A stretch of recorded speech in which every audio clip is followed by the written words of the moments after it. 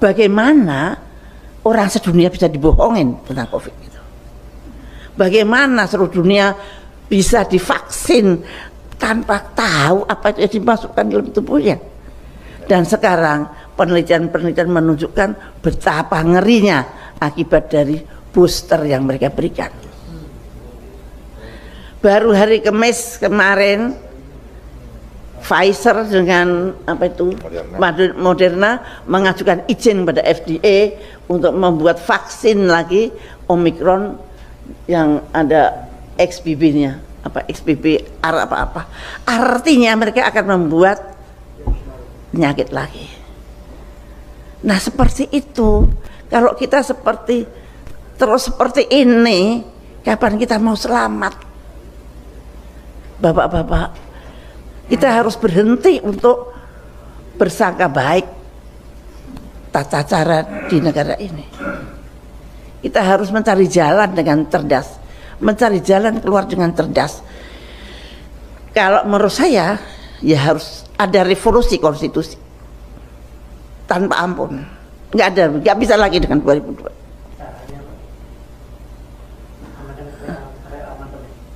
Amandemen itu tidak bisa, kita harus kembali ke UUD 45 18 Agustus. Itu yang perlu dipikirkan. Yang itu yang harus. Kita janganlah kita nanti BPJS kita betulkan, nggak akan bisa betul. Lahirnya sudah tidak betul. Dan itu proksi. BPJS itu bukan untuk kesehatan rakyat, tapi untuk mengumpulkan dana dari rakyat kecil yang akhirnya dibawa oleh pemodal. Bapak-bapak kan nggak tahu kalau uang BPJS yang masuk ke bank itu di bawah OJK, dan dari bawah OJK orang-orang tertentu pinjam, apa dikembalikan apa tidak tahu. Nah, bayangkan saja, saya itu betul-betul untung saya berjuang bukan karena saya supaya dikenal atau apa, enggak, saya berjuang karena Allah. Karena saya menjadi Menteri Kesehatan juga karena Allah. Saya bukan orang partai, bukan orang apa-apa, tiba-tiba disuruh jadi menteri dalam 2 jam. Nah, saya menolak berkali-kali tapi dipaksa oleh Pak SBY yang selama ini tidak pernah saya kenal. Nah, saya menganggap itu dari Tuhan. Maka saya tidak pernah berani keluar dari koridor yang Tuhan atur. Nah, itu bayangkan saja, saya ini melawan WHO. Saya menyetop flu burung. Flu burung itu yang bikin flu burung sama yang bikin COVID sama. Bahkan flu burung itu lebih ganas. Dalam 1 hari, 2 hari meninggal. Dan kemudian saya tahu bahwa WHO bohong.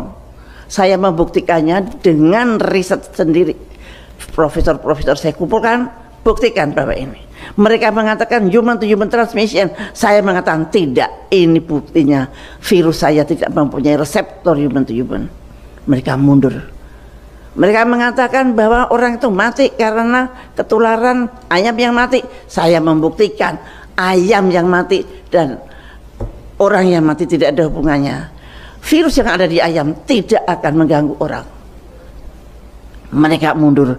Maka kalau bapak-bapak lihat grafiknya flu burung itu begini tuh, tidak begini kayak COVID. Begitu hilang. Mereka saya kalahkan dengan politik transparansi. Begitu hebatnya keberhasilan itu di luar. Dan saya tahu bahwa ada sesuatu yang berbahaya di negeri saya, yaitu Namur saya tutup, Pak. Dan saya baru tahu kira-kira 5 bulan yang lalu bahwa saya satu-satunya orang di dunia yang berani nutup laboratorium biologi Amerika di negaranya.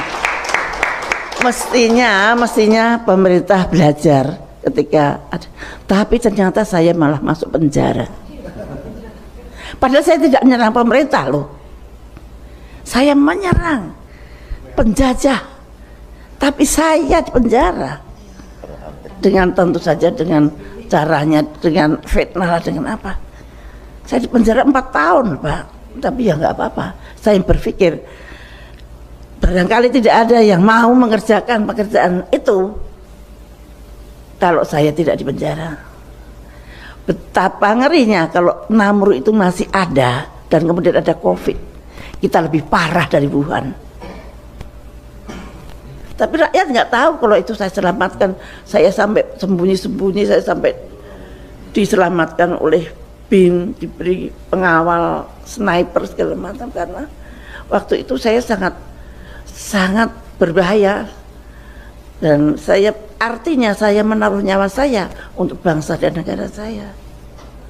Nah itu, tapi saya di penjara, artinya ada apa ini negara saya? Tapi saya sudah tahu persis, dan bahkan pada waktu di penjara teman-teman saya dari luar pada nengok, dan saya tahu siapa yang memenjara saya, dan saya pasrah pada Allah. Allah selalu mempunyai rencana sendiri, dan alhamdulillah saya masih hidup sekarang.